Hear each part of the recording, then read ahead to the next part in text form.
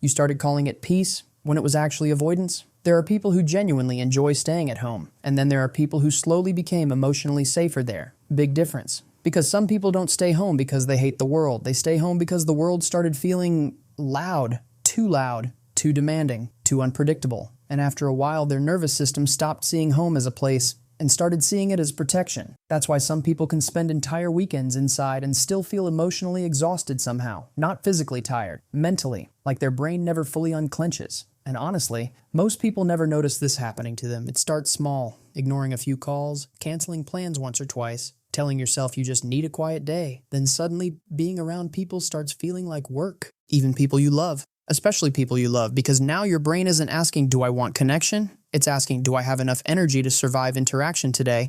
That's darker than it sounds. And this is where people misunderstand homebodies completely. They assume it's laziness, or antisocial behavior, or low ambition. Sometimes it is, but a lot of the time, it's cognitive overload. Your brain got tired of performing. Think about how often people fake emotional states in public. Fake smiling, fake enthusiasm, fake eye contact, fake interest, fake being okay. That constant self-monitoring drains the nervous system more than people realize, especially if you grew up feeling emotionally watched. Some people learned very early that being around others meant managing reactions carefully, watching tone, watching expressions, predicting moods, avoiding conflict before it even happened. So eventually, solitude stopped feeling lonely, it started feeling safe, and your brain remembers safety. That's the weird thing about emotional memory. Your mind doesn't always repeat what makes you happy. It repeats what helped you survive, even if it slowly isolates you, and people who love staying home often live inside this contradiction. They deeply want connection, but feel relief when plans get canceled. They miss people, but avoid replying. They feel lonely, but overwhelmed when social interaction actually happens. You've probably done this too. You stare at a message for hours,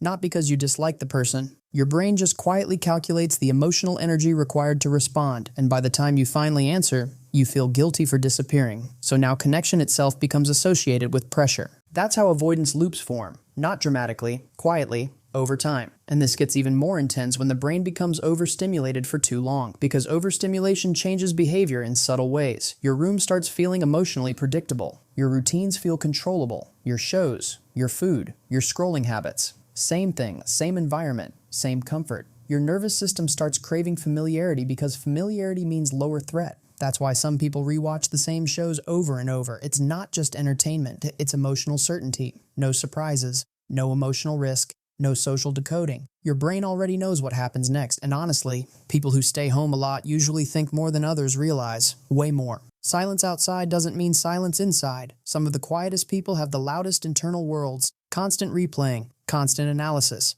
constant mental simulations. What if I sounded weird earlier? Why did they respond like that? Did I say too much? Your brain becomes less like a thinker and more like a bodyguard constantly scanning for emotional danger. That's exhausting. Eventually, home becomes the only place where the scanning softens a little. But here's where it becomes dangerous. The longer isolation feels emotionally rewarding, the harder real-world interaction becomes because the brain adapts fast. If staying home consistently reduces stress, your mind starts labeling isolation as the safer option automatically. That's basic survival conditioning. Your comfort zone gets smaller without you noticing. Crowds feel heavier. Calls feel intrusive. Texts feel demanding. Even small interactions start carrying emotional weight they never used to carry, and people around you usually misunderstand it completely. They say things like, "You never come out anymore. You've changed. You're distant." But they don't see the invisible part, the mental fatigue, the overstimulation, the emotional buffering. Because some people aren't hiding from people. They're hiding from what social interaction does to their nervous system afterward. The replaying, the exhaustion, the emotional hangover. And the scary part?